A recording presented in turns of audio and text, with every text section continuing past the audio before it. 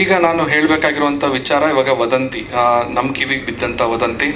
ವದಂತಿ ನಂಬರ್ 1 ಏನು ಅಂತ ಹೇಳಿದ್ರೆ, ನಿವೇದಿತಾ ನನ್ನ ಬಳಿಯಿಂದ ಆಲೆಮನಿ ಅಂದರೆ ಜೀವನಾಂಶ ಕೋಟ್ಯಾಂತರ ರೂಪಾಯಿ ನನ್ನಿಂದ ಆಲೆಮನಿ ಪಡೆದಿದ್ದಾರೆ ಅನ್ನೋ ಒಂದು ವದಂತಿ ಹರಿದಾಡ್ತಿದೆ ರೂಮರ್ಸು.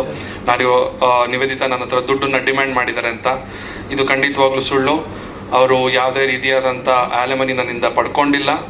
ಅವರು ಅದನ್ನು ಕ್ಲೇಮ್ ಕೂಡ ಮಾಡಿಲ್ಲ. ನಾನು ಅವ್ರಿಗೆ ಆಲೆಮನಿ ನಾನು ಕೂಡ ಕೊಟ್ಟಿಲ್ಲ. ಸೊ ಇದೊಂದು ವದಂತಿ.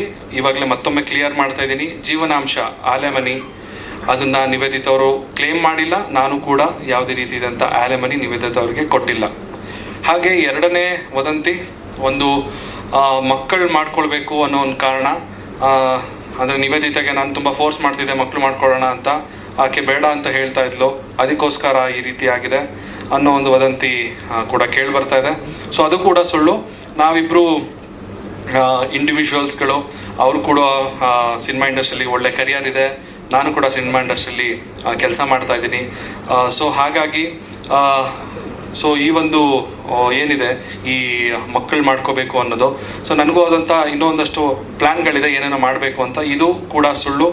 ಇದು ಏನು ವದಂತಿ ನೀವೆಲ್ಲರೂ ಕೇಳ್ತಾ ಇದ್ದೀರಾ, ಇದು ನಮ್ಮ ಒಂದು ವಿಚ್ಛೇದನಕ್ಕೆ ಕಾರಣ ಅಲ್ಲ. ಸೊ ಹಾಗೆ ನಿವೇದಿತಾ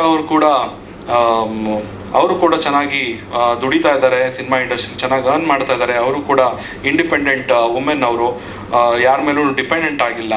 ಹಾಗೆ ನಾವು ಜೊತೆಲಿದ್ದಾಗಲೂ ಅಷ್ಟೇ ಅವರ ಕೆಲಸನ ಅವ್ರು ನೋಡ್ಕೊಳ್ತಾ ಇದ್ರು, ಅವ್ರ ಖರ್ಚುಗಳನ್ನ ಅವ್ರು ನೋಡ್ಕೊಳ್ತಾ ಇದ್ರು.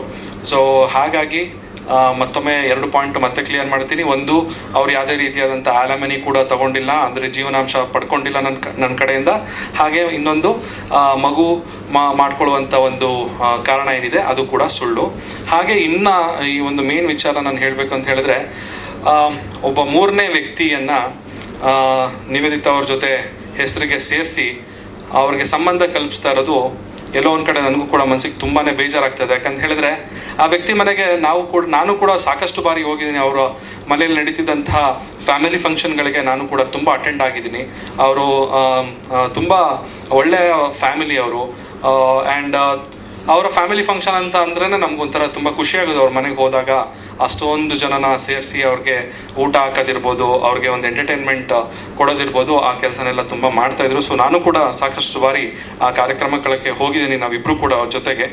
ಸೊ ಆ ವ್ಯಕ್ತಿ ಜೊತೆ ನಿವೇದಿತಾ ಅವ್ರನ್ನ ಹೆಸರನ್ನು ಸೇರಿಸಿ ಇವ್ರಿಗೆ ಏನೋ ಒಂದು ಸಂಬಂಧ ಇದೆ ಅಂತ ಹೇಳ್ತಾ ಇರುವಂಥ ಒಂದು ವಿಕೃತ ಮನಸ್ಥಿತಿ ಎಲ್ಲೋ ಒಂದು ಕಡೆ ನಾವು ಕನ್ನಡಿಗರಾಗಿ ನಾವು ಅದನ್ನು ಮಾಡಬಾರ್ದು, ನಮ್ಮ ಶೋಭೆಗೆ ಅಲ್ಲ ಅದು ಅಂತ ಹೇಳಕ್ಕೆ ಇಷ್ಟಪಡ್ತೀನಿ. ಇದನ್ನು ನಾನು ಹೇಳೋದಕ್ಕಿಂತ ನಿವೇದಿತಾ ಅವರು ಅದ್ರ ಬಗ್ಗೆ ಮಾತಾಡಿದ್ರೆ